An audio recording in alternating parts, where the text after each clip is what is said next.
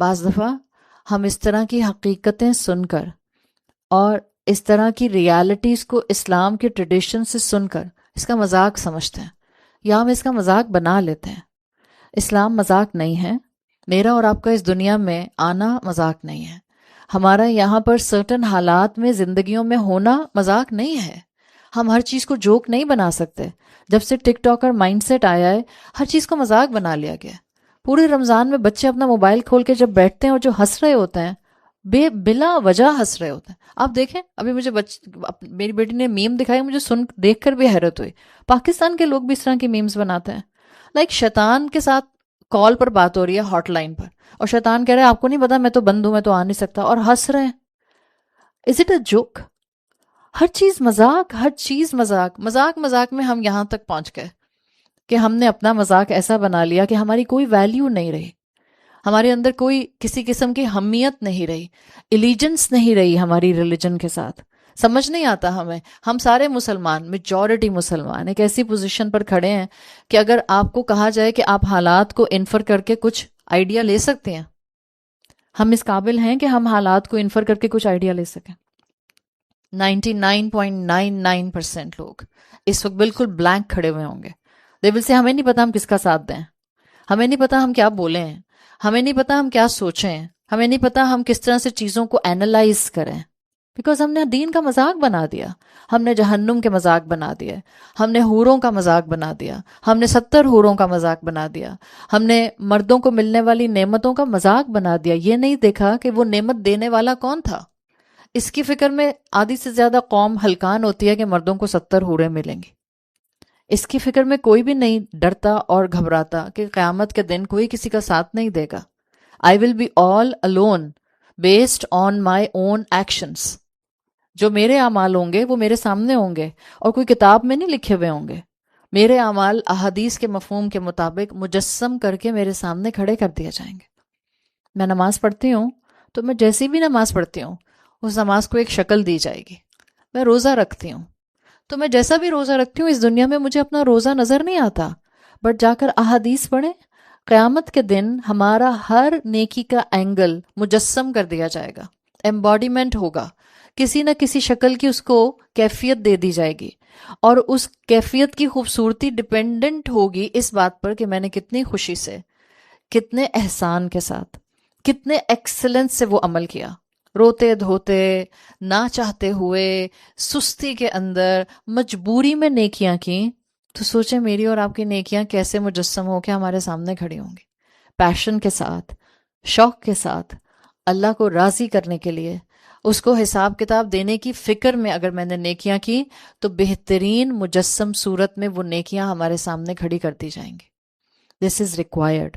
اخلاقی طور پر ہم بہتر نہیں ہو سکتے جب تک کہ ہمارے اندر دین کا اصل فہم جاگ نہ جائے, دین سے وفاداری بیدار نہ ہو جائے, دین کے لیے غیرت اندر سے بوائل نہ ہونے لگ جائے. اللہ ہمیں جب تک قرآن سے فہم نہ دے دے ہم اپنے دین کو سمجھ نہیں سکتے.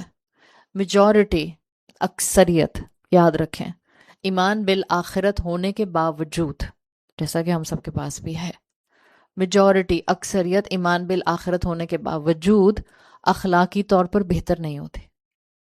That's the rule of the masses. اس لیے کہتے ہیں عوام کو ڈنڈے چاہیے ہوتے ہیں, ڈنڈے لائک ناٹ دا لٹرل ڈنڈا, قانون کا ڈنڈا. عوام کو قانون چاہیے ہوتا ہے, میجورٹی کو, اکثریت کو لاس چاہیے ہوتے ہیں, میجورٹی کو, اکثریت کو اتھارٹی چاہیے ہوتی ہے کہ کوئی ان سے اس صحیح بات کو منوا لے. بہت کم لوگ ہوتے ہیں, بہت کم لوگ. کلاسز میں ہزاروں کے ہزاروں لوگ ہوتے ہیں, کئی 100 لوگ کورسز کرتے ہیں. اس وقت بھی رمضان کا مہینہ ہے, آپ جس ملک میں بھی اپنے رشتہ داروں سے پوچھیں الحمدللہ سب لوگ قرآن سے جڑے ہوئے ہیں, سب لوگ قرآن سمجھنے کی کوشش کر رہے ہیں. اور اب ہم اس دور میں آ گئے جہاں بہت سے لوگ صرف تلاوت نہیں کرتے بلکہ تلاوت کے ساتھ ساتھ قرآن کے کسی پورشن کو سمجھنے کی ایفرٹ بھی ڈالتے ہیں.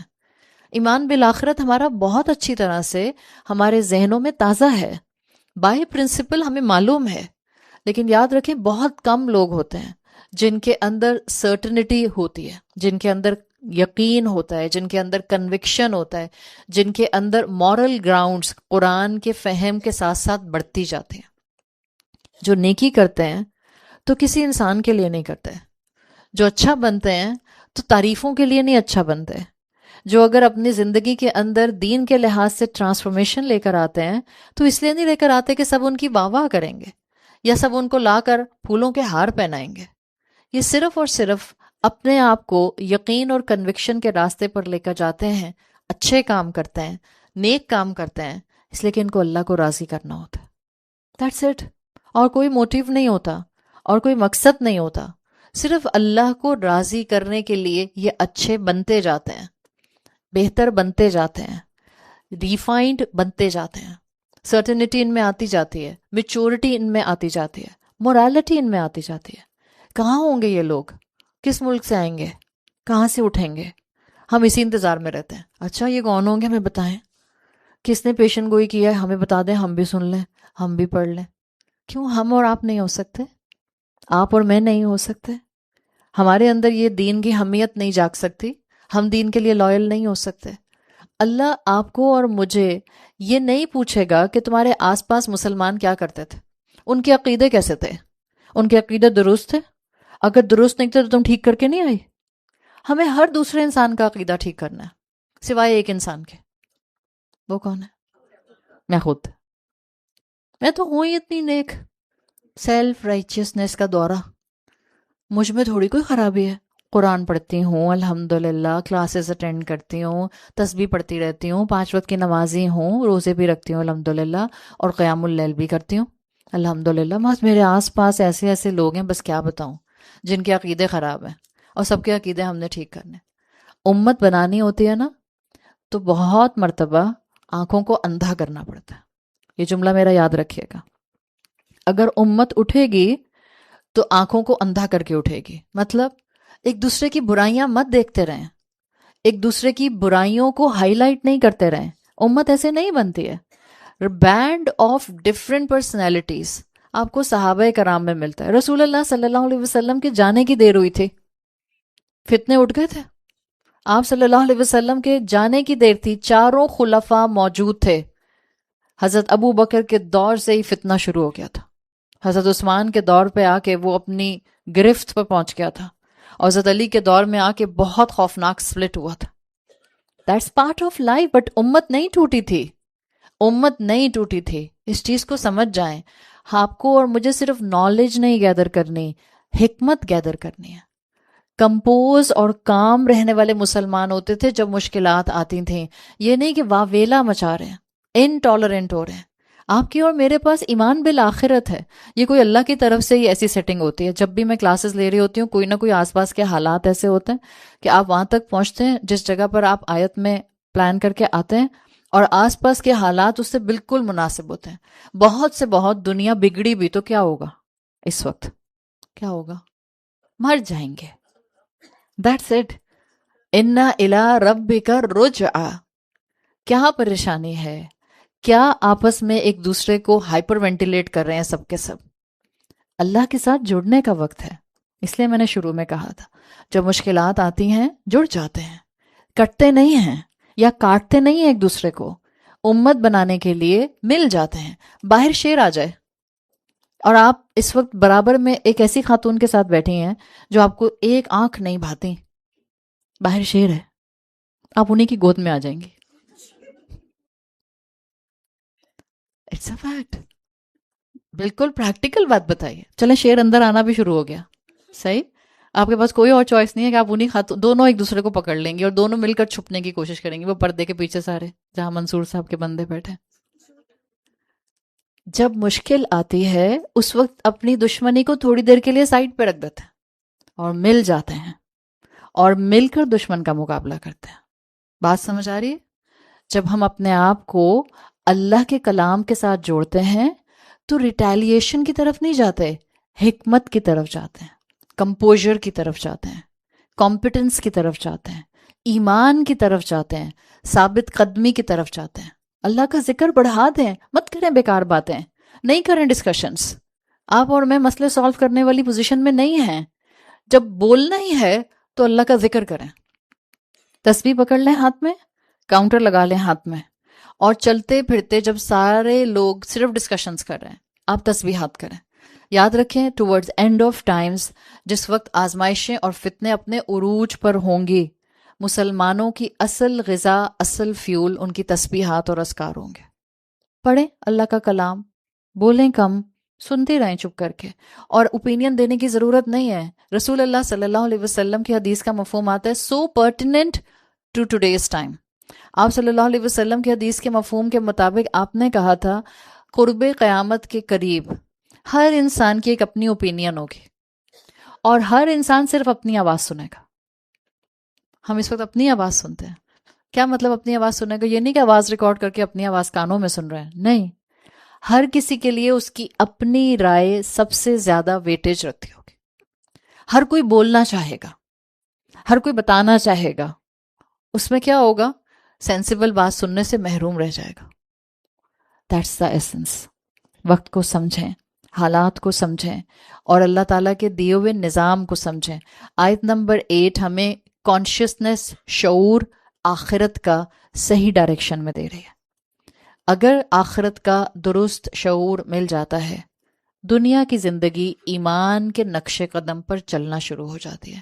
یہاں لفظ آیا ہے آیت نمبر 8 میں اِنَّ إِلَىٰ رَبِّكَ الرُّجْعَىٰ، الرُّجْعَىٰ، را جیم عین، رجوع کا لفظ آپ عربی زبان میں استعمال کرتے ہیں، پلٹنا، لوٹنا، واپس ہونا، را جیم عین کا مفہوم ہوتا ہے۔ یہاں پر ہے رجوع نہیں ہے، یہاں پر ہے الرجعہ، حمزہ لام کے ساتھ ہے، دی فائنل ریٹرن، یعنی اللہ کی طرف پلٹنا تو ہمارا زندگی میں بھی بہت دفعہ ہوتا ہے۔ جب ہم سے گناہ ہوتا ہے پھر ہم توبہ کرتے ہیں، کیا اسی فارمیٹ کو اللہ کی طرف پلٹنا کہتے ہیں؟ یہ بھی تو اللہ کی طرف پلٹنا ہوتا ہے۔ جب ہم کسی چیز پر عمل کر رہے ہوتے ہیں، مثال کے طور پر کوئی عبادت ہم کرتے ہیں، بٹ اس عبادت میں کوئی چیز جو اب تک ہم کر رہے تھے وہ شاید ہم نے کلچرلی سیکھی تھی، پھر علم آتا ہے، آپ اس عبادت کے اس پہلو کو علم کے مطابق ٹھیک کر لیتے ہیں، تو اسکالرلی لینگویج میں کہتے ہیں کہ اس بندے نے اپنی عبادت میں اللہ کی طرف رجوع کر لیا، یعنی عبادت تو پہلے بھی کرتا تھا، اب اس نے مثال کے طور پر اس کو سنت کے طریقے کے مطابق کر لیا۔ تو رجوع تو ہم دنیا کی زندگی میں بھی اللہ کی طرف کرتے ہیں۔ آپ جب ایون اللہ سے دعا مانگتے ہیں تو آپ کیا کر رہی ہوتے ہیں؟ کانٹیکٹ کر رہی ہوتی ہیں نا اللہ سے، اللہ کی طرف رجوع کر رہی ہوتی ہیں۔ آپ استخارہ کرتے ہیں، آپ اللہ کی طرف رجوع کرتے ہیں، لیکن یہ الرجعہ از دا فائنل ریٹرن، یعنی یہ موت کی طرف انڈیکیشن دے رہا ہے۔ اصل میں مرنے کے بعد انسان نے اللہ ہی کی طرف واپس لوٹنا ہے۔ عربی زبان میں جو عربی گرامر پڑھتے ہیں، صرف سنٹیکس، اس کے حساب سے یہ جو آیت نمبر 8 ہے، اس کے جملے میں شدید ایمفسس ہے، حصر ہے اس کے اندر، اس لیے کہ انا کے بعد جو رجعہ ہے وہ مرکب ناقص جاری کے بعد لایا گیا ہے، خبر مقدم رکھی گئی ہے، تو حصر کی کیفیت ہے، ایمفسس ہے، جس کو آپ اگر اردو میں ڈیفائن کریں گی تو آیت کا ترجمہ بنے گا یقیناً لوٹنا صرف اور صرف اللہ کی طرف، اور پلٹ کے ہم کہیں نہیں جا سکتے، اور ہم کہیں بھاگ کر نہیں جا سکتے، اللہ سے اپنا منہ چھپا نہیں سکتے، اللہ سے اپنے اعمال چھپا نہیں سکتے، اللہ سے اپنے کرتوت چھپا نہیں سکتے۔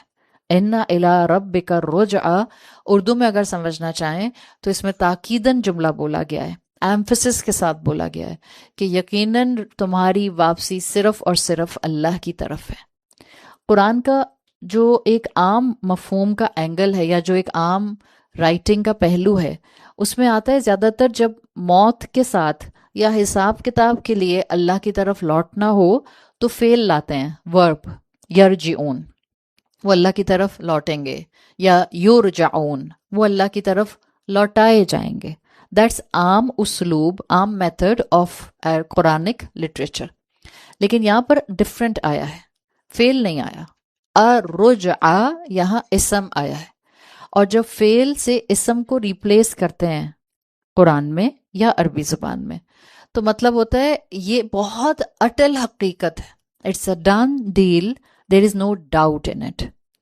ہر صورت میں مجھے اپنی زندگی گزارنے کے بعد موت کے دروازے سے گزر کر اللہ کے سامنے واپسی کرنی ہی کرنی ہے۔ That's a very emphatic way to say this, کہ ہر انسان نے اللہ کے سامنے کھڑے ہونا ہے۔ آپ دیکھیں فلو آیات کا کتنا سینسیبل ہے، وہ انسان جس کے اندر سرکشی اور طغیانی تھی، نافرمانی تھی، وہ انسان جو اپنے آپ کو انڈیپینڈنٹ سمجھتا تھا، اب اللہ کا کلام انہی آیات کے فلو میں اس کو کہہ رہا ہے تمہاری ساری باتوں کی ٹوٹل نیگیشن، تم نے مورل لاس چھوڑ دیے، بٹ ایبسلیوٹلی تم غلط تھے، اصل میں تم اس دنیا میں جو بھی کر لو الٹیمیٹلی تم نے اللہ کی سامنے جا کر کھڑا ہونا ہے۔ الرجعہ از دا ریٹرن، اس دنیا سے آخرت کی طرف رجوع ہے، اس دنیا کی نعمتوں سے حساب کتاب کی طرف رجوع ہے، یا آپ کہہ سکتی ہیں جسم پر دنیا میں فوکس کے بعد اب روح کے مقام کی طرف رجوع ہے۔ ہر اینگل سے we have to be very prepared, اس لیے کہ اللہ تعالیٰ نے ہمیں پہلے سے ہی فور آرم کر دیا ہے کہ اپنی تیاری کر کے رکھو، موت کے دروازے سے تم نے اس طرف جانا ہے۔ ہوتا کیا ہے، انسان کو جب نعمتیں ملنا شروع ہوتی ہیں، 4 نعمتیں بھی مل جائیں تو انسان اترانا شروع کر دیتا ہے، اتراتے اتراتے ناشکرے بن جاتے ہیں، اور ناشکری ان کو نافرمانی کی طرف لے جاتی ہے، اور جتنا انسان نافرمانی میں انڈلج ہوتا جاتا ہے اتنا اپنی موت کو بھول جاتا ہے۔ کیوں رسول اللہ صلی اللہ علیہ وسلم کہا کرتے تھے کہ اپنی موت کو دن میں کئی مرتبہ یاد کیا کرو؟ اس لیے کہ موت نعمتوں کے مزوں کو کرکرا کر دیتی ہے۔ اکثر و ذکر حاذم اللذات یعنی الموت، مزوں کو، تمہارے دنیا کے پلیجرز کو، جو چیز ڈسکمفرٹ میں بدل دیتی ہے اس کو کثرت سے یاد کیا کرو، یعنی موت کو۔ آپ سوچیں عید کی تیاریاں کرتے کرتے آپ کو ایک دم سے خیال آئے اگر میں مر گئی تو، ویکیشنز کی تیاری کرتے ہوئے آپ کو ایک دم سے خیال آئے اگر میں مر گئی تو، ہم کہتے ہیں اللہ نہ کرے، امیجیٹلی، صحیح؟ حالانکہ مومن کون ہوتا ہے؟ کتنا پڑھتے ہیں جو ہر وقت موت کے لیے تیار ہوتا ہے، پھر ہم کہتے ہیں نہیں اللہ تعالیٰ پلیز مجھے معاف کر دے، میں نے ابھی تیاری نہیں کی، because we are well aware کہ واقعی ہم نے تیاری نہیں کی ہے، ابھی ہم نے اس کی طرف پلٹنے کی طرف موقع ہی نہیں نکالا، ابھی ہم نے توبہ ہی نہیں کی گناہوں پہ، ابھی بہت سے گناہ ہم نے چھوڑے ہی نہیں، ابھی تم اپنی ریفائنمنٹ کی کوشش کی دعائیں مانگ رہے ہیں، ریفائنمنٹ کے قدم تو ابھی ہم نے اٹھائے نہیں۔ تو اللہ تعالیٰ نے پہلے سے بتا دیا تاکہ ہم اپنی زندگی کے اندر یہ چینج لانا شروع کریں، نعمتیں اللہ سے غافل نہ کریں۔ ہم سب کی سب سے بڑی آزمائش یہی ہے کہ اللہ نے ہمیں نعمتوں میں رکھا ہوا ہے، اور نعمتیں بہت آسانی سے غافل کر دیتی ہیں۔ رسول اللہ صلی اللہ علیہ وسلم کی حدیث میں مفہوم آتا ہے کہ جو انسان اللہ کو اپنی نعمتوں میں یاد رکھتا ہے، خوشیوں میں یاد رکھتا ہے، خوشحالی میں یاد رکھتا ہے، اللہ اس کے غم اور مشکل میں اس کو تنہا نہیں چھوڑتا۔ سوچیں، ہمیں اللہ یاد آتا ہے جب ہم پر غم پڑتا ہے، ہمیں اللہ یاد آتا ہے جب نعمت چھن جاتی ہے، ہمیں اللہ یاد آتا ہے جب زندگی آنسو آنسو رلاتی ہے، تب ہمیں اللہ یاد آتا ہے۔ اللہ کے رسول نے تو الٹا کہا، اللہ کے رسول کہہ رہے ہیں خوشحالی میں اللہ کو یاد رکھو، تمہارے غم میں تمہارا رب تم کو بھولے گا نہیں، یعنی وہ تمہارے غم میں تم کو ہمت کے ساتھ ایمان پر ثابت قدم رکھے گا، اور تمہارا غم تمہارے لیے ہلکا کر دے گا۔ انسان کتنا بھی اس دنیا میں اللہ سے غافل ہو جائے، کتنا بھی 4 نعمتیں اس کو دین سے دور کر دیں، اٹل حقیقت یہ ہے کہ اس کی زندگی لمیٹڈ ہے، اور اس نے اپنے انجام کو فیس کرنا ہے، موت کو فیس کرنا ہے، اور اللہ کو حساب کتاب دینا ہے۔ سو illusion آف ہیومن بینگ یا illusion آف دس دنیا آیت نمبر 8 توڑ رہی ہے، شعور دے رہی ہے موت کا، تیاری کرا رہی ہے وقت سے پہلے موت کی، شعور دے رہی ہے کہ ہم اس دنیا کو ایسے گزاریں کہ ہم موت کی تیاری کریں، مرنے کے بعد کی زندگی کی تیاری کریں۔ دیکھیں دنیا کے لیے کہتے ہیں، ایک کتاب میں نے ایک دفعہ پڑھا تھا، عربی میں پڑھا تھا، اردو میں بول رہی ہوں، اسکالر نے لکھا تھا دنیا ایک مسکراتی ہوئی آزمائش۔ کون سی مسکراہٹ ہے یہ؟ آپ کو خوش کرنے والی یا تنزیہ؟ تنزیہ۔ دنیا ایک مسکراتی ہوئی آزمائش ہے، اگر یہ دل کو غافل کر دے تو دھوکا، اور اگر یہ دل کو بیدار کر دے تو ذریعہ۔ سمجھ آئے؟ یہی دنیا ہے۔ جب آپ اس دنیا کو امتحان کے طور پر لیتے ہیں تو آپ اس دنیا کے بہت سے مشکل کے پہلوؤں سے اپنی حقیقت پہچان لیتے ہیں، آپ کا دل بیدار ہو جاتا ہے، اور پھر آپ اللہ کی طرف رجوع کر لیتے ہیں۔ ایسے میں یہی دنیا آپ کے لیے ذریعہ بن جاتی ہے، اللہ کی طرف پلٹنے کا. اب یہی دنیا مسکراتی ہوئی آزمائش ہے. یہ آپ کے سامنے نعمتیں تھرو کرتی ہے, آپ ان نعمتوں میں انڈلج ہو جاتے ہیں, ان نعمتوں میں انڈلج ہو کر آپ کا دل غافل ہو جاتا ہے جس مقصد کے لیے آپ کو اس دنیا میں بھیجا گیا تھا. تو اب یہ دنیا آپ کے لیے دھوکہ بن جاتی ہے. تو یہ مسکراتی ہوئی آزمائش کی شکل آپ کے سامنے آ رہی ہے. اسکالرز کہتے ہیں کہ دنیا کا امتحان ایسا مشکل ہے اور اتنا ڈھکا چھپا ہے, ڈیلوژنل ہے, کہ میجورٹی لوگ اس کو پہچان نہیں پاتے اور رجعہ کو بھول جاتے ہیں. اس لیے کہ دنیا کا مزاج کیا ہے؟ دنیا عارضی کو دائمی بنا کر دکھاتی ہے. جو ٹیمپرری ہے اس کو فار ایور کا فیس لگا دیتی ہے. ہمارے پیسے, ہمارے ایسٹس, ہماری خوشیاں, ہمارے گھر, ہمارے وارڈروبس, ہمارے جولری, آپ کے جتنے بھی سٹاک ہیں, آپ کی ریئل اسٹیٹ ہے, آپ کے زندگی گزارنے کے جو بھی ایکٹیویٹیز کے ڈفرینٹ ڈائنامکس ہیں, دنیا ان سب کو دائمی بنا دیتی ہے جیسے انہوں نے کبھی ختم ہی نہیں ہونا. حالانکہ یہ سب کیا ہیں؟ عارضی ہیں. پھر اسکالرز کہتے ہیں دنیا رجعہ سے کیسے آپ کو غافل کرتی ہے. خواہش کو مقصد بنا کر دکھاتی ہے.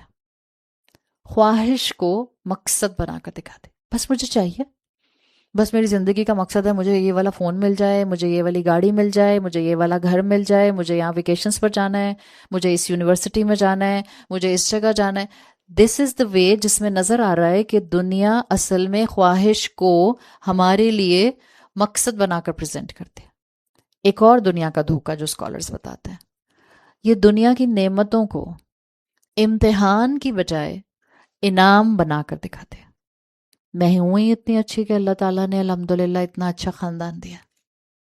دنیا کی نعمتوں کو, یہ دنیا اپنی نعمتوں کو امتحان کی بجائے انعام بنا کر دکھاتے ہیں.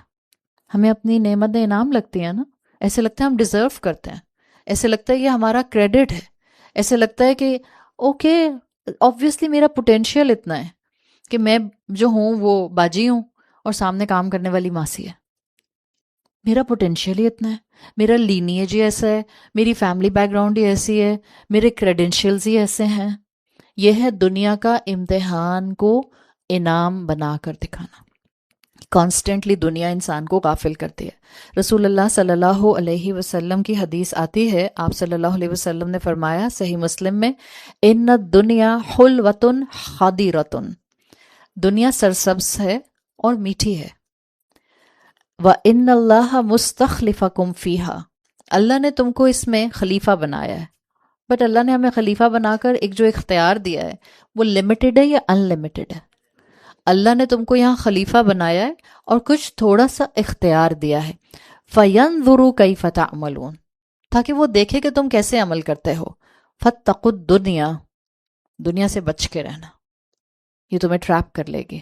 آپ صلی اللہ علیہ وسلم کی جامعہ ترمذی میں حدیث آتی ہے, آپ نے فرمایا تھا لو کانت الدنیا تعدل عند اللہ جناح بعوضہ ما سقا کافرا منها شربۃ ماء, اگر اللہ کی نظر میں اس دنیا کی ویلیو مچھر کے پر کے برابر بھی ہوتی تو اللہ کافر کو ایک گھونٹ پانی کا نہ دیتا. سارے مسلمانوں کے دل کو ٹھنڈک پہنچانے والی حدیث ہے, جا کر اس کے الفاظ پر غور کریں. اگر اللہ کی نظر میں دنیا کی ویلیو مچھر کے پر کے برابر ہوتی, یعنی دنیا کی ویلیو مچھر کے پر کے برابر بھی نہیں ہے. آپ نے کبھی مچھر کا پر دیکھا ہے؟ نظر ہی نہیں آ سکتا, اس لیے کہ جب مچھر آپ کے پاس آ کے بیٹھتا ہے تو اس کا پر وائبریٹ کرتا رہتا ہے, نیکڈ آئی سے نہیں نظر آ سکتا. کانسٹنٹ وائبریشن ہوتی ہے, and a very sharp vibration. اللہ تعالیٰ کہہ رہے ہیں اللہ کی نظر میں اس دنیا کی حقیقت مچھر کے پر کے برابر بھی نہیں, اتنی بھی ویلیو نہیں ہے. اگر ہوتی تو اللہ کافر کو ایک گھونٹ نہ دیتا. ہم کہتے ہیں کافر اتنے ترقی کر رہے ہیں, اتنے فلرش کر رہے ہیں, ان کے موسم اتنے اچھے ہیں. بعض لوگ کہتے ہیں لو پاکستان میں تو گرمی شروع ہوگی, ادھر تو برف پڑ رہی, ان کو اتنے سکون. بعض خواتین ہوتی ہیں جن کو بیچاروں کو بھاگ بھاگ کے ایستھیٹک کلینکس جانا ہوتا ہے, کہتی ہیں باہر کے ملکوں میں دیکھو بغیر ایستھیٹک کلینک کے کیسی حشاش بشاش سکن. کافر ہیں مگر اللہ نے کتنی نعمتیں دی ہیں. آپ اس حدیث کو یاد کر لیا کریں. کیوں دی اللہ نے یہ والی نعمتیں ان کو؟ اس لیے کہ ان کا امتحان الگ ہے اور ہمارا امتحان الگ ہے. اگر کسی کے دل میں نعوذ باللہ یہ خیال آتا ہے تو پھر کافر اچھے, دنیا تو ملی ہوئی ہے, یہ صرف اور صرف شیطان کا دھوکہ ہے. کتنے دن کی دنیا ہے. وہ شخص جس نے زندگی میں صرف اور صرف لگژری دیکھی ہوگی، کبھی رویا نہیں ہوگا، کبھی پریشانی نہیں فیس کی ہوگی، کبھی کوئی غم نہیں آیا ہوگا، کبھی اس کی زندگی کے اندر کوئی ٹرموائل، کوئی ہنڈرنس، کوئی رکاوٹ، کوئی سٹریس، کچھ نہیں آیا ہوگا. اسی طرح سے زندگی گزاری اور اسی طرح سے موت آ گئی. اس کو جہنم کی ایک ڈبکی دی جائے گی، جسٹ ون ڈپ. اور ایک ڈپ کے بعد اس کو نکال کر اس سے پوچھا جائے گا کیا تم نے اپنی زندگی میں کبھی کوئی آرام دیکھا؟ کہے گا اللہ کی قسم میں نے اپنی زندگی میں کبھی کوئی آرام نہیں دیکھا. تو وہ ساری دنیا کی لگژریس لائف کہاں چلی گئی؟ with the one dip of جہنم he gonna forget everything and vice versa. دنیا میں مشکلات میں قدم قدم زندگی گزارنے والا، مشکلات میں پلنے والا، مشکلات میں جوان ہونے والا، مشکلات میں بوڑھا ہو جانے والا اور مشکلات میں موت آ جانے والا، اس کو جنت کا ایک ڈپ دیا جائے گا. اور پھر اس سے باہر نکال کر پوچھا جائے گا تم نے زندگی میں کبھی کوئی غم دیکھا؟ کہے گا اللہ کی قسم میں نے زندگی میں کبھی کوئی غم نہیں دیکھا. جسٹ ون ڈپ آف جنہ ہی گونا forget every trial, every trial. ہم کہتے ہیں یہاں پر اچھے لوگوں کے ساتھ برا کیوں ہوتا رہتا ہے؟ کیوں برے لوگ پستے رہتے ہیں؟ کیوں برے لوگ کیوں اچھے لوگ پستے رہتے ہیں؟ کیوں اچھے لوگ ڈور میٹ بن جاتے ہیں؟ کیوں اچھے لوگوں کو لوگ دھوکہ دیتے ہیں؟ ہم حدیثوں کو ریلیٹ کیوں نہیں کرتے زندگی کے ساتھ؟ ہم دو الگ الگ ڈائریکشنز میں کیوں چل رہے ہیں؟ ہم علم کو ایک طرف رکھتے ہیں اور دنیا کو سمجھنے کے لیے اپنے دماغ کو دوسری طرف رکھتے ہیں.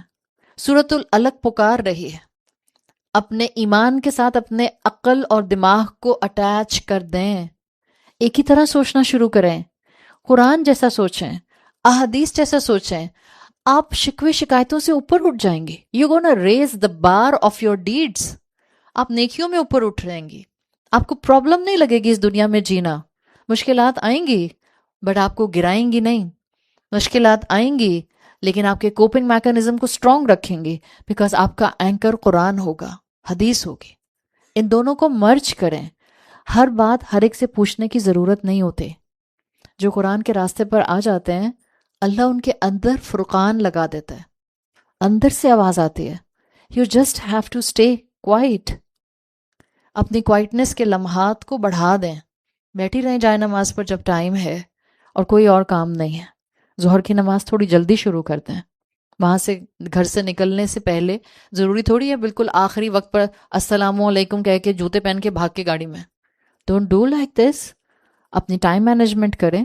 جب ظہر کی نماز کا وقت شروع ہو جاتا ہے بیٹھ جائیں جائے نماز پر، ظہر کی نماز پڑھیں اور تھوڑا وقت وہاں بیٹھ جائیں آنکھیں بند کر کے، دعا مانگیں. دعا بھی مانگ لی، غور و فکر کریں. آپ چند دن کی یہ پریکٹس کریں، پھر آپ دیکھیں اللہ کیسے آپ کے دل کے اوپر چیزوں کو القاء کرنا شروع کرتا ہے، کیسے آپ کے اوپر اللہ تعالیٰ کلیرٹیز کو بھیجنا شروع کرتا ہے. یہ ہر انسان کو نصیب ہو سکتی ہے. It has nothing to do with the فرشتہ. اس کے لیے فرشتہ نہیں آتا. اللہ دل میں الہام کرتا ہے. جب ہی رسول اللہ صلی اللہ علیہ وسلم نے کہا تھا استفتی قلبک، دل سے پوچھو. ہاں شرط یہ ہے کہ دل تقوی سے بھرپور ہو، ایمان سے بھرپور ہو، روح زندہ ہو، لولی لنگڑی نہ ہو.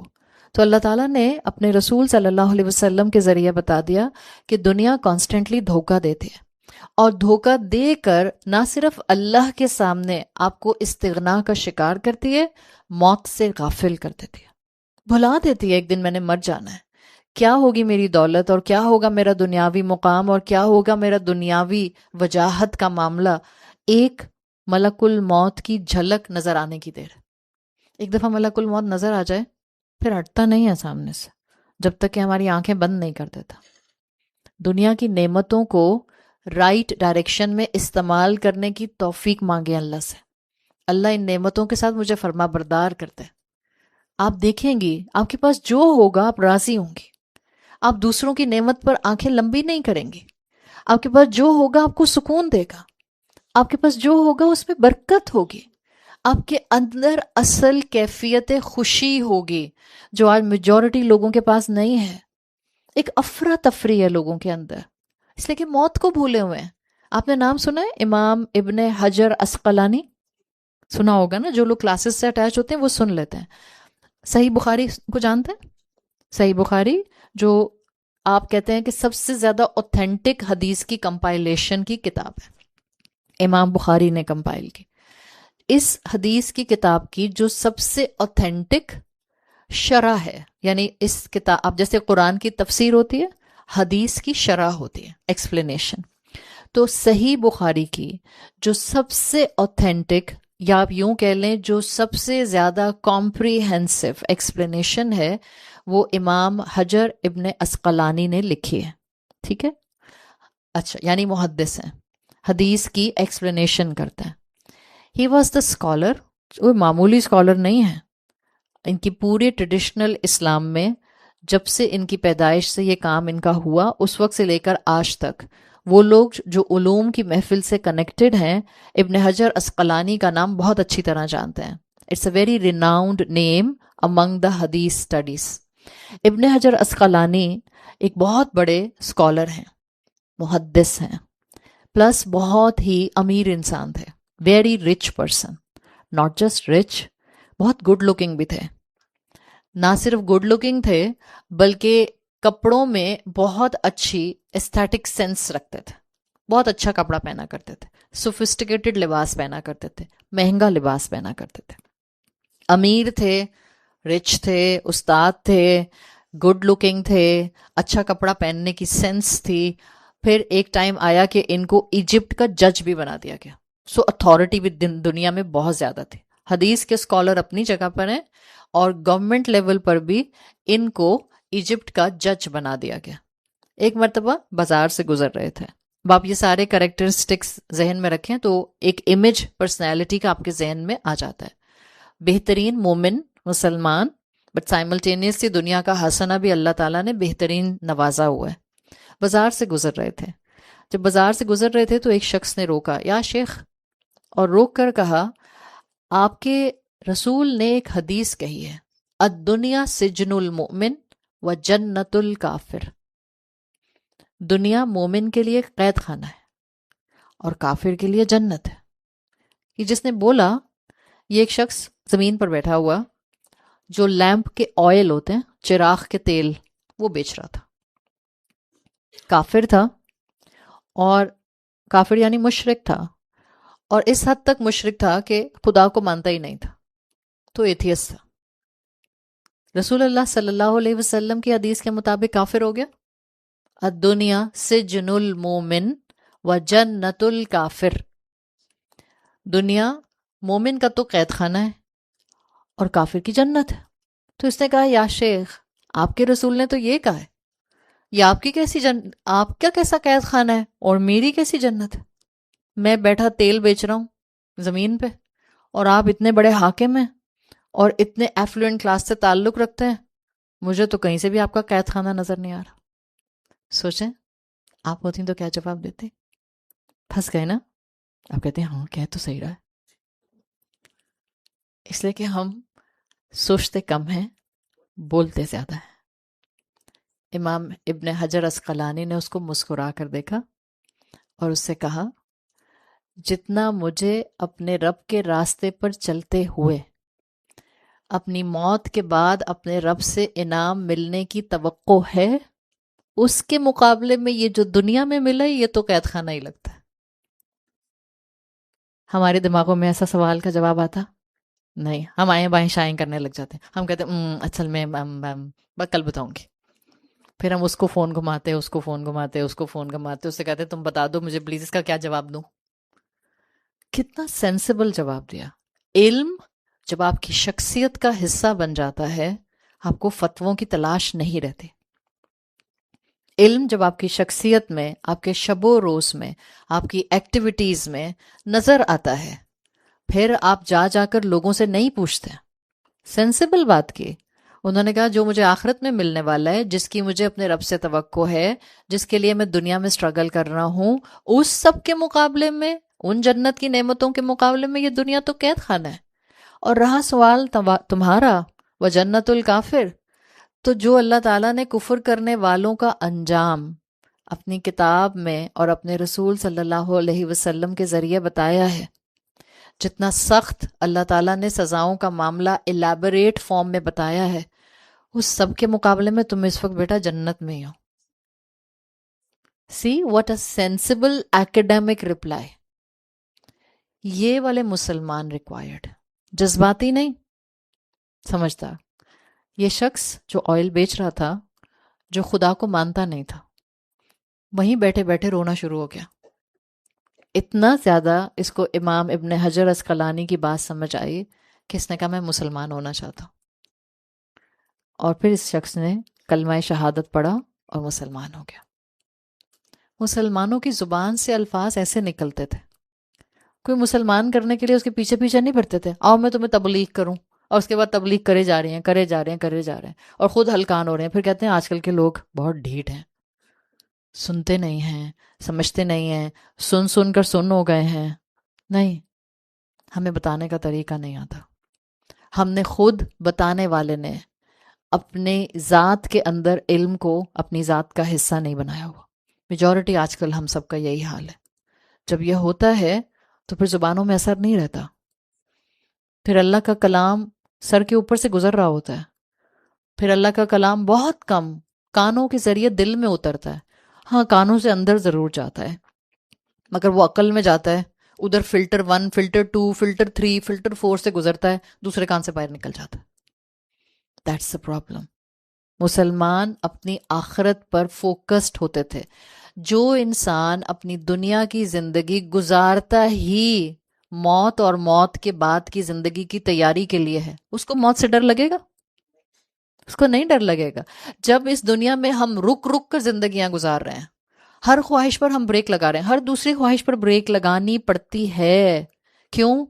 اس لیے کہ ہر دوسری خواہش ہمیں کبھی اللہ کی نافرمانی کی طرف لے کر جا رہی ہوتی ہے. ہر تیسرا دن ہمیں کسی بڑی آزمائش سے گزرنا پڑتا ہے، لیکن ہم اللہ کی بات کو سمجھ کر سن کر اس آزمائش سے نکلنے کے لیے ناجائز قدم نہیں اٹھاتے. تو ایسا انسان تو موت کی تیاری کر کے بیٹھا ہے، وہ تو انتظار کر رہا ہے.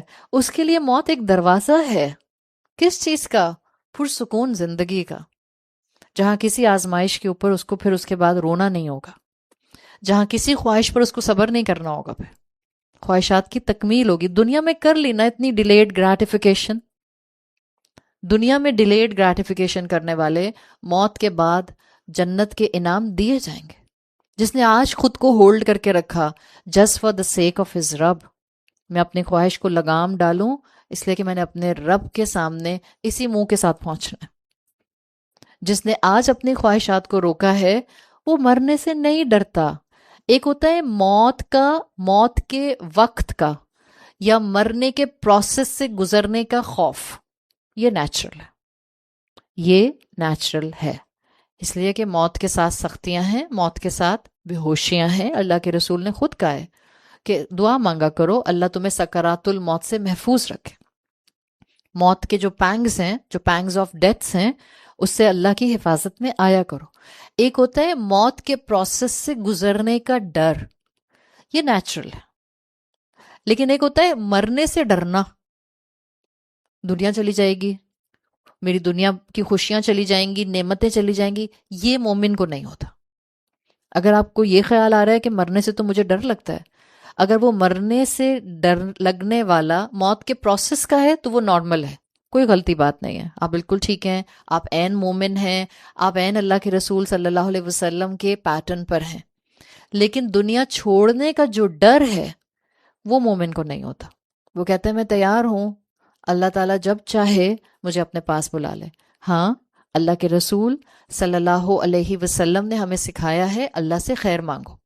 جو اللہ نے تمہارے اوپر ذمہ داریاں ڈالی ہیں اللہ سے مانگو کہ اللہ مجھے ان کو مکمل کر کے اپنے پاس بلانا، تاکہ میں اپنی زندگی کی ذمہ داریوں کو احسن طریقے سے مکمل کر لوں. ہم آزمائش نہیں مانگتے، ہم موت نہیں مانگتے. منع کیا ہے ہمیں تو ہمارے دین نے، موت نہیں مانگو. بعض لوگوں کے اوپر مشکلات آتی ہیں، وہ کہتے ہیں دل کرتا ہے اللہ سے موت مانگ لوں. نہیں، منع کیا ہے اللہ کے رسول صلی اللہ علیہ وسلم نے. جیسے خودکشی سے منع کیا ہے، ایسے ہی موت کی تمنا سے منع کیا ہے. موت کی تمنا بہت ہے نا، تو پھر دعا کیا کرتے اس کے ساتھ کپل کر دیں. موت کی جگہ کہیں اللہ مجھے شہادت کی موت نصیب فرما. دیٹس این سنت، دیٹس این صحابہ کا عمل، دیٹس این اسلام. موت کی تمنا کی بجائے شہادت کی تمنا کیا کریں. اللہ مجھے شہادت والی موت نصیب فرمائے. یقین رکھیں تمنا ہوگی. بستر پر بھی موت آئی نا تو رسول اللہ صلی اللہ علیہ وسلم کے حدیث کے مفہوم کے مطابق شہادت کے کسی لیول کا درجہ ضرور مل جائے گا. تمنا جو تھی، خواہش جو تھی، تو رجوع اللہ جتنا انسان اللہ کی طرف کرنے کے لیے اللہ سے حسن ظن پر رہتا ہے، انسان اتنا اپنی موت کو مصیبت نہیں سمجھتا، دنیا کو کانشیس ہو کر گزارتا ہے، اپنے اخلاقی قوانین پر عمل کرنے کی کوشش کرتا ہے اور موت کے لیے تیاری کرتا ہے. سورۃ النساء میں اللہ تعالیٰ فرماتے ہیں اینما تکونوا یدرککم الموت ولو کنتم فی بروج مشیدہ.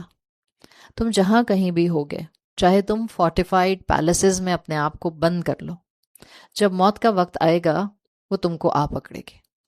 صحت مند لوگ چلے جاتے ہیں، بہترین نعمتوں میں آسائشوں میں رہنے والے لوگ چلے جاتے ہیں. جو وقت موت کا ہے اسی وقت پر موت آتی ہے.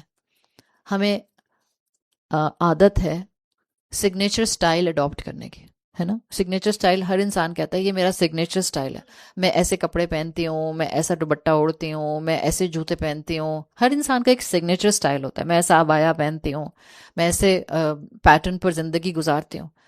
ہر انسان کی موت بھی سگنیچر سٹائل پر آئے گی، جیسے لکھی ہے ایز اٹ از، بالکل ویسے جیسے اللہ نے لکھ دی. کب آئے گی، کیسے آئے گی، کس وقت آئے گی، کس طرح آئے گی، ایوری تھنگ از ریٹن، ہر چیز لکھی ہے. تو اللہ تعالیٰ کہتے ہیں موت اپنے وقت پر آتی ہے، بندے کو چاہیے اپنی تیاری کرے، موت سے دور نہ بھاگے. حضرت علی کہا کرتے تھے تم جتنا موت سے دور بھاگتے ہو اتنا موت تم کو آ پکڑتی ہے، آپ اس سے دور نہیں بھاگ سکتے.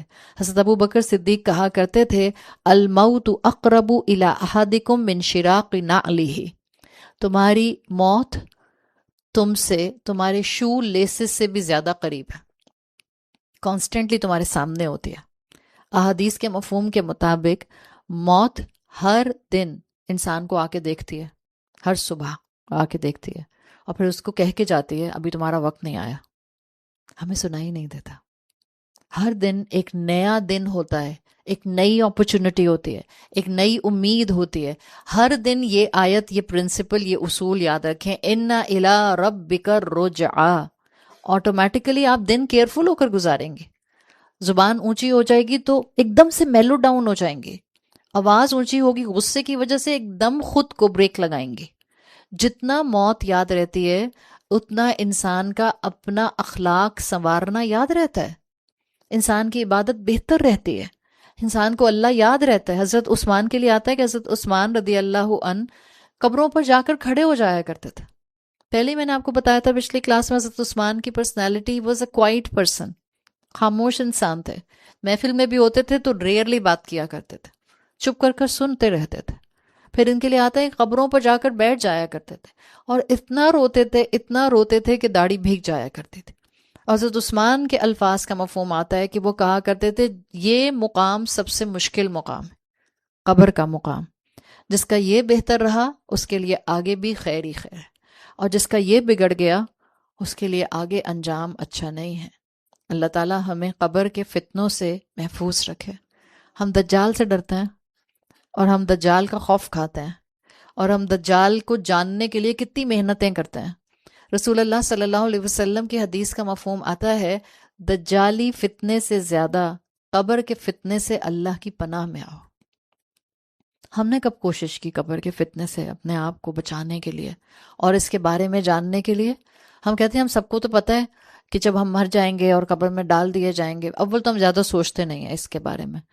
ایک ہی چیز جو ہمارے دماغ میں کوئی خواہش بن کر آ جائے، کوئی سوٹ کوئی آپ کے دماغ میں اٹک گیا.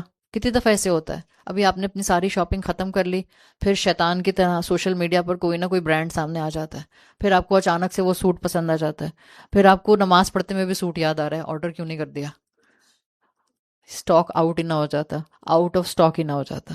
پھر نماز پڑھ کے آپ فارغ ہوئے، پھر آپ کو سوٹ یاد آ رہا ہے، آپ اس کے بارے میں سوچ رہے ہیں. جو خواہشات ہماری دنیا سے ریلیٹڈ ہوتی ہیں اس کے اوپر ہم بڑے آرام سے سوچتے رہتے ہیں. اور وہ چیزیں جس کے بارے میں ہمیں بار بار امیجن کرنا چاہیے، موت، ملک الموت، ملک الموت کے ساتھ آنے والے فرشتے، قبر، قبر کا اندھیرا، قبر کی تنہائی، قبر کے وارمز، قبر کے کیڑے، قبر کے اندر ایک سے ایک خوفناک پہلو جو ہم سننے کو کئی دفعہ اینگل سے سنتے ہیں اور آس پاس ہمارے بتائے جاتے ہیں، ہم اس کے اوپر نہیں سوچتے، ہم اس کے اوپر تفکر نہیں کرتے، ذہن میں خیال آتے ہیں ہم جھٹک دیتے ہیں، ہم کہتے ہیں رات کا وقت ہے میں نہیں سوچ رہے۔ آپ کے اور میرے جھٹک دینے سے this is just an ostrich attitude. Ostrich اپنے دشمن کو آتا ہوا دیکھتے ہیں نا، مٹی میں سر دے کے ادھر ہی بیٹھ جاتا ہے۔ کبوتر کیا کرتا ہے؟ کبوتر بھی یہی کرتا ہے، اس وقت وہیں مرغی کو آتا ہوا دیکھے گا، بلی کو آتا ہوا دیکھے گا، مٹی میں سر دے دے گا۔ تو چھپ گیا کیا سر دینے سے؟ نہیں، یاد رکھیں گے تو احساس رہے گا۔ موت کا احساس رکھنا ہوتا ہے تاکہ انسان کا دن بہتر ہو جائے۔ آخرت، انا الی ربک الرجعہ کے اندر اسکالرز کہتے ہیں آخرت کیوں ضروری ہے؟ موت کے بعد سب ختم ہو جاتا تو بہتر ہوتا، تو وہ 3 دلائل دیتے ہیں اس کے لیے کہ آخرت کیوں ہونی چاہیے، یا آخرت کی ریکوائرمنٹ اس دنیا کے امتحان کے ساتھ کیوں رکھی گئی ہے۔ ایک اس کی وہ دلیل دیتے ہیں جس کو آپ کہتی ہیں انر سینس، فطری دلیل، جس کو آپ کہتی ہیں نیچرل ریزن۔ فطری دلیل یہ ہے کہ آخرت ہونی چاہیے اس لیے کہ جب ایک سینسیبل انسان کسی ظالم کو دیکھتا ہے اور وہ دیکھتا ہے کہ ظالم ظلم کرنے سے رک نہیں رہا، کانسٹنٹلی ظلم کر رہا ہے، اور مظلوم پستا جا رہا ہے، پستا جا رہا ہے، ظالم ظلم کرتے کرتے ختم ہو جاتا ہے اور مظلوم ظلم سہتے سہتے ختم ہو جاتا ہے، تو پھر آبزرو کرنے والے کو خیال آتا ہے کہ دنیا کی کہانی ایسے ہی تو نہیں ختم ہو جانی چاہیے۔ انصاف کا تقاضا ہے کہ ان دونوں کے درمیان میں جسٹس کرایا جائے، ظالم کو سزا ملے اور مظلوم کو سیٹسفیکشن ملے۔ مظلوم کو انعام نہیں چاہیے ہوتا، مظلوم کو سیٹسفیکشن چاہیے ہوتی ہے۔ اگر خدا نخواستہ کسی نے آپ کے اوپر ظلم کیا ہو، ظلم باقاعدہ، تو اس کے بعد آپ کا مزاج یہ نہیں ہوگا کہ اس کو سزا ملے اور مجھے انعام ملے۔ مظلوم کے لیے اتنا کافی ہوتا ہے کہ ظالم کو سزا مل جائے، یہ اس کا انعام ہوتا ہے، یہ اس کی سیٹسفیکشن ہوتی ہے۔ تو ایک فطری انداز ہے آخرت کیوں ضروری ہے، جتنا اس دنیا کے اندر نا انصافی اور ظلم کا معاملہ ہے، اس پر انصاف دلانے کے لیے ضروری ہے کہ ایک آخرت کا دن ہوتا۔ جب بھی اللہ تعالیٰ نے اپنے آپ کو مالکی یوم الدین کہا ہے، اللہ بدلے کے دن کا مالک ہے، اللہ اس دن ہر معاملے کو حساب کتاب کے ساتھ کر دے گا۔ تو آپ کہہ سکتی ہیں آخرت کا ہونا از اے ویری فطری دلیل، اٹس انر سینس۔ ہر سینسیبل انسان اس نتیجے پر آ سکتا ہے کہ ایک زندگی اس دنیا کے بعد کی زندگی میں ہونی چاہیے جہاں پر ہر چیز ٹھیک 50-50% بالکل پراپر انصاف کے ساتھ کر دی جائے۔ دوسری دلیل دی جاتی ہے سائیکولوجیکل فریمنگ، جس کو آپ کہہ سکتی ہیں نفسیاتی دلیل۔ سائیکولوجیکل فریمنگ یہ ہے کہ دیکھیں، اگر اس دنیا کی زندگی میں یہ احساس بار بار دلایا جائے کہ آپ نے اکاؤنٹیبلٹی شو کرنی ہے، حساب دینا ہے، تو آپ کا رویہ درست ہو جاتا ہے۔ ابھی میں آپ کو اگر یہاں اناؤنس کروں، کس انسان کو آپ عزت والا اور روب والا اور مقام والا انسان سمجھتے ہیں؟ چلیں ابھی آپ کو آ کر ٹیم اناؤنس کرے کہ آپ لوگ ادھر ہی بیٹھے رہیں، 5 منٹ کے لیے آپ کے ساتھ صدر پاکستان خطاب کریں گے، سب سیدھے ہو کے بیٹھ جائیں گے۔ اچھا اٹھ کے چلے جائیں، واہ بڑی بات ہے، سوچ لیں، برے پھنسیں گے اگر سچ مچ ایسا ہو گیا تو۔ اچھا صحیح ہے، یہ اب گلوبل جا رہی ہیں آپ، محتاط رہیں تو بہتر ہے، میں کچھ ریپیٹ نہیں کر رہی۔ صحیح۔ دیکھیں ہوتا کیا ہے کہ بچوں کے ساتھ کیا ہوتا ہے، جب کلاس روم میں بچے بریک ٹائم ہوتا ہے، ٹیچر چلے جاتے ہیں، پھر جیسے ہی کلاس میں ٹیچر آتے ہیں بچے ایک دم سے ذرا بیگ میں سمیٹ رہے ہیں، سیدھے ہو کے بیٹھ رہے ہیں، ایسے ہوتا ہے۔ یا سب کولیگز آپس میں آفس میں باتیں کر رہے ہیں، اور جنرلی سی ای او صاحب جو ہیں آفس کے وہ نہیں آتے ہیں، بٹ اچانک سے آ کر آپ کو گارڈ بتاتا ہے کہ سی ای او صاحب آ رہے ہیں، سب اپنے اپنے کیوبیکلز میں جا کر بالکل پرفیکٹلی سیٹ ہو کر بیٹھ جاتے ہیں۔ جب آپ کو یہ کہا جائے کہ اس وقت آپ سب کھانا کھائیں اور اس مطلب روزے کے علاوہ آپ سے کہا جائے کہ آپ کے لیے دعوت ہے، انویٹیشن ہے، بفے لگا ہے، کھانا کھائیں، اور آپ سب لوگوں کو بہت بھوک لگ رہی ہے، آپ سب لوگ کھانا کھانا شروع ہو جاتے ہیں. اب آپ کے پاس ایک خاتون آتی ہیں اور آپ کے فیس پر کیمرہ آن کر کے ویڈیو بنانا شروع کر دیتے ہیں. کھانا کھاتے کھاتے آپ رک جائیں گی یا نہیں رکیں گی؟ ایک دم. شادیوں میں پہلے زمانے میں کیا ہوتا تھا، وہ پرانے زمانے میں ہمارے بچپن میں ہوتا تھا، ادھر کھانا آپ شروع کرتے تھے، ادھر جو کیمرہ مین ہوتا تھا وہ ویڈیو بنانے آ جاتا تھا آپ کی، اور آپ کو لگتا تھا ایک پنچ مارو اس کو، بیکاز یہ کیوں میری اس کو ویڈیو بنا رہا ہے. جب آپ کو پتا ہو کہ آپ ایک ایسی جگہ پر ہیں جہاں پر ہر طرف سی سی ٹی وی لگے ہوئے ہیں، تو آپ کیئرفل ہوتے ہیں. Extra ordinary. آپ کسی ڈپارٹمنٹل اسٹور میں جاتے ہیں اور آپ کو پتا ہوتا ہے یہاں سی سی ٹی وی لگے ہیں، بٹ وہ آئلس میں گھومتے ہوئے اگر وہاں کا اسٹاف آپ کے پیچھے پیچھے آتا ہے، آپ کو بہت برا لگتا ہے. آپ کہتے ہیں what is their problem, C C T V لگے تو ہمیں کیوں میرے پیچھے پیچھے پیچھے پیچھے آ رہے ہیں. سو ہوتا کیا ہے کہ اچھا ان کا کیا مزاج ہے، وہ آپ کے پیچھے پیچھے کیوں اپنا بندہ بھیجتے ہیں تاکہ آپ الرٹ ہو جائیں کہ ہمارا بندہ آپ کو دیکھ رہا ہے، تو آپ کوئی ہینکی پینکی کرنے کی کوشش نہ کریں.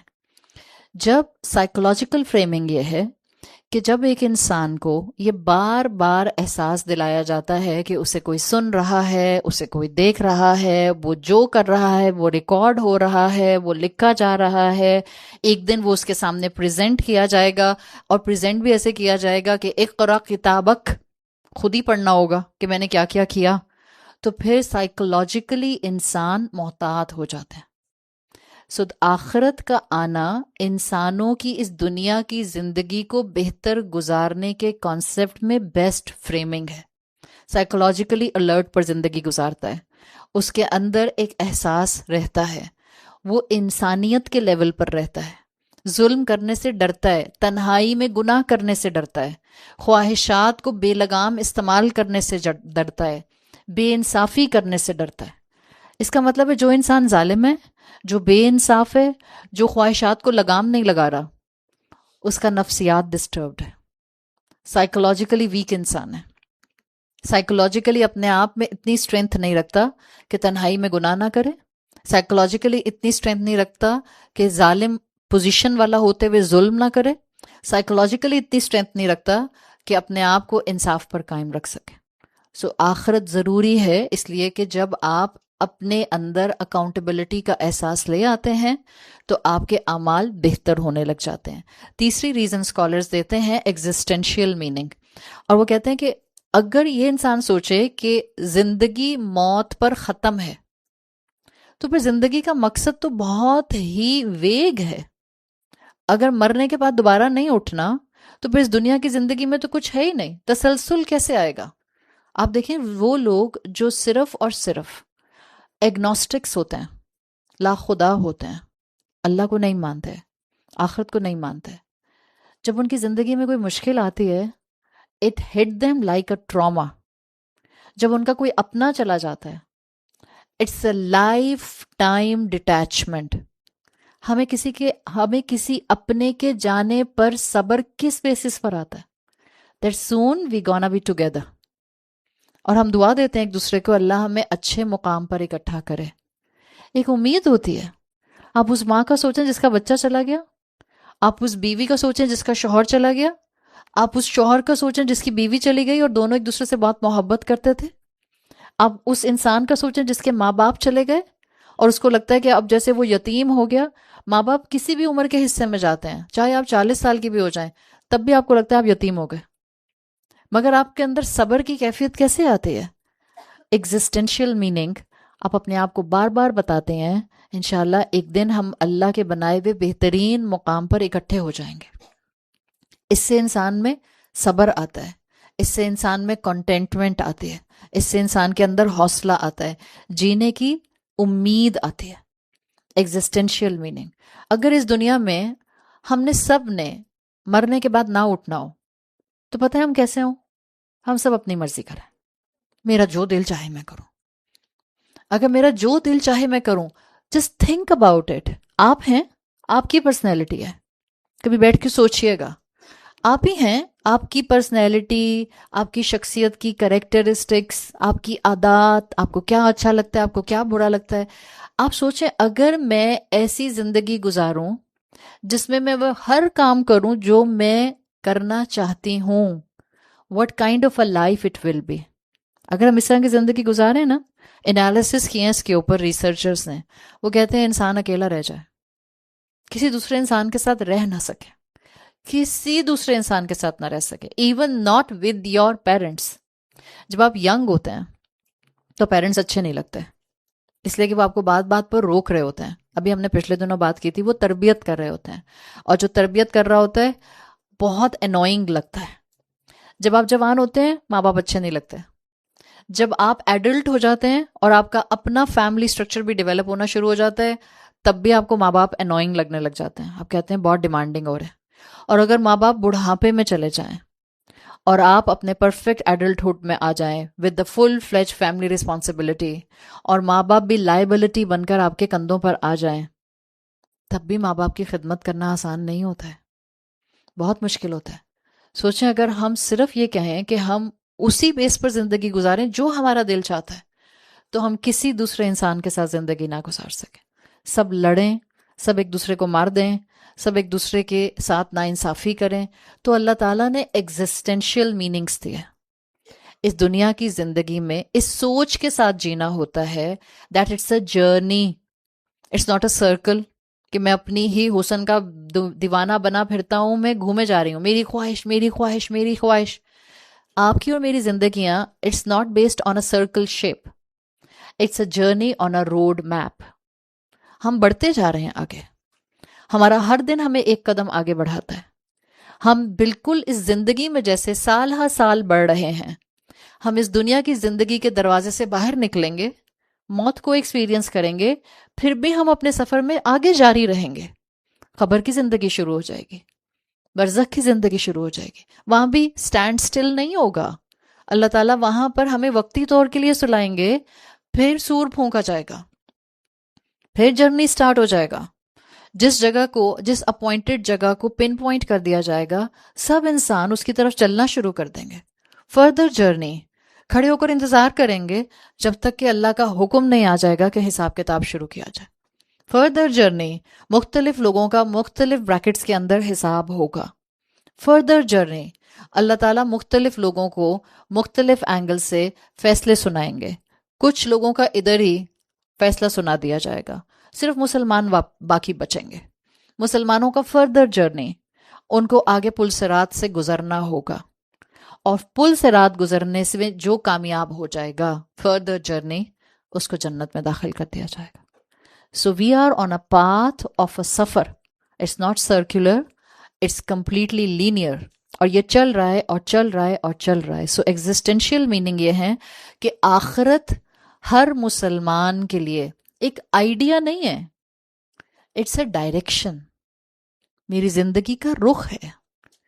آخرت کا درست کانسیپٹ مجھے اپنی زندگی میں سٹیبل رہنا سکھاتا ہے، اخلاقی طور پر ایک اچھا انسان رہنا سکھاتا ہے، اپنی دنیا کی زندگی میں آزمائشوں میں بہت سمجھدار رہنا سکھاتا ہے.